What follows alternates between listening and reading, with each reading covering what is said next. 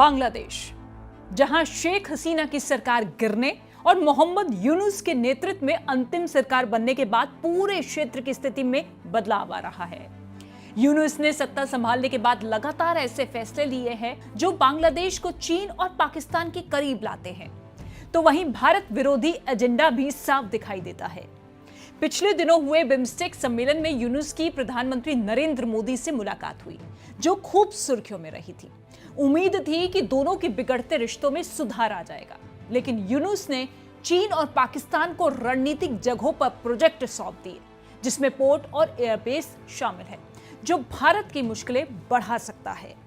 दरअसल यूनुस ने हाल ही में पाकिस्तान को हासीमारा एयरफोर्स स्टेशन से महज 120 किलोमीटर पर आने की इजाजत दे दी है, तो वहीं चीन को मोंगला बंदरगाह को संवारने का काम दे दिया है।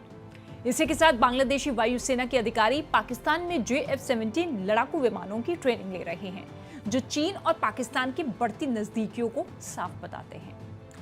आइए आपको बताते हैं कि यूनुस की चीन और पाकिस्तान पर की गई मेहरबानी कैसे भारत के लिए टेंशन बढ़ा देने वाली है। देखिए, यूनुस ने चीन को कोलकाता के नजदीक मोंगला बंदरगाह तक आने की अनुमति दे दी है। यह बंदरगाह कोलकाता से 180 किलोमीटर दूर है। भारत सालों से हिंद महासागर में चीन के प्रभाव को रोकने का प्रयास करता रहा है, लेकिन आखिरकार चीन इसमें सफल हो गया। अब चीन कोलकाता के नजदीक है, जो भारत की फिक्र बढ़ाता है। तो वहीं दूसरी तरफ यूनुस ने पाकिस्तानी सेना को भी भारत की पूर्वी सीमा के करीब आने का रास्ता दे दिया है। बांग्लादेश की वायुसेना ने हाल ही में बताया कि उसके 5 वरिष्ठ अधिकारी जो है पाकिस्तान में J-F-17 लड़ाकू विमानों की ट्रेनिंग ले रहे हैं। ये विमान पाकिस्तान और चीन ने मिलकर बनाया है। J-F-17 विमानों को लाल मोनिरहाट हवाई अड्डे पर तैनात किया जाएगा। यह हवाई अड्डा हासीमारा एयरबेस से सिर्फ 120 किलोमीटर दूर है।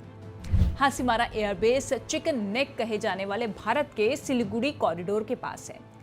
ये जो कॉरिडोर है वो भारत को उत्तर पूर्वी राज्यों से जोड़ता है और रणनीतिक रूप से बहुत खास है। भारत की चिकन नेक के उत्तर में चीन की उपस्थिति को लेकर चिंता रही है।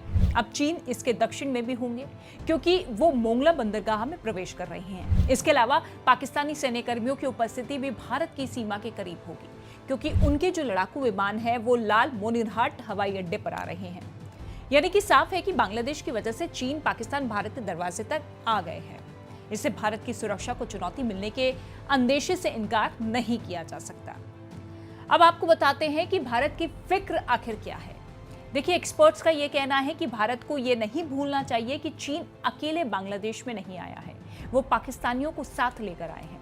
ये वास्तविक चुनौती है, क्योंकि यूनुस सरकार के अति दक्षिणपंथी रुख का भी पाकिस्तान को फायदा मिल रहा है।